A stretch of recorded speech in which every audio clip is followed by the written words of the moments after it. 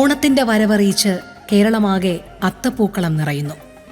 ഇനി ക്ഷേത്രനടകളിലും വീടുകളുടെ തിരുമുറ്റത്തും അത്തപ്പൂക്കളം അണിഞ്ഞൊരുങ്ങുന്നു.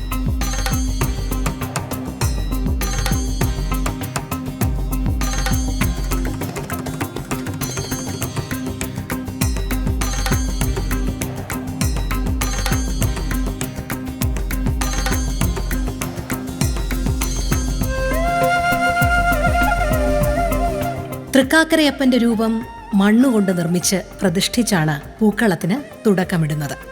തുമ്പപ്പൂവും പൂക്കളത്തിന് സ്വർണ്ണനിറമേകാൻ മുക്കുറ്റിയും ഓണക്കൊയ്ത്ത് കഴിഞ്ഞ പാടത്ത് നീല നിറത്തിലുള്ള മുത്തുകൾ പോലെ ചിതറിക്കിടക്കുന്ന കാക്കപ്പൂവും ഓണപ്പൂക്കളിലെ നിത്യസാന്നിധ്യമായ ചെമ്പരത്തിയും വാടാമല്ലിയും തെറ്റിയും കദളിപ്പൂവും ഒക്കെയായി നടുമുറ്റങ്ങൾ അണിഞ്ഞൊരുങ്ങുന്ന നാളുകളാണ് ഇനിയുള്ള 10 ദിവസം.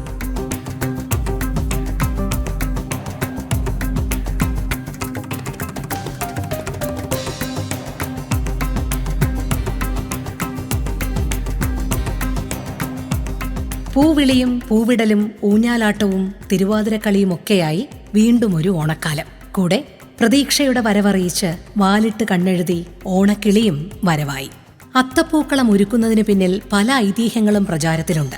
ഒരു കാലത്ത് തൃക്കാക്കര ക്ഷേത്രത്തിൽ പോയി ദേവനെ പൂജിക്കാൻ എല്ലാവർക്കും സൗകര്യമുണ്ടായിരുന്നില്ല. ഈ സാഹചര്യത്തിൽ അവരവരുടെ വീടുകളിൽ പൂക്കളം ഒരുക്കി അതിൽ തൃക്കാക്കരയപ്പനെ പ്രതിഷ്ഠിച്ച് ആരാധിക്കുവാൻ ദേവൻ അനുവദിച്ചുവെന്നും അങ്ങനെയാണ് അത്തം മുതൽ തിരുവോണം വരെ പൂക്കളമൊരുക്കാൻ തുടങ്ങിയത് എന്നുമാണ് ഒരു ഐതിഹ്യം. മറ്റൊന്ന്, വർഷത്തിലൊരിക്കൽ തന്റെ പ്രജകളെ കാണാനെത്തുന്ന മഹാബലി തമ്പുരാനെ വരവേൽക്കാൻ അത്തം മുതൽ തിരുവോണം വരെ 10 നാൾ പൂക്കളമിട്ട് മഹാബലി തമ്പുരാനെ വരവേൽക്കുന്നു എന്നതാണ് മറ്റൊരു ഐതിഹ്യം.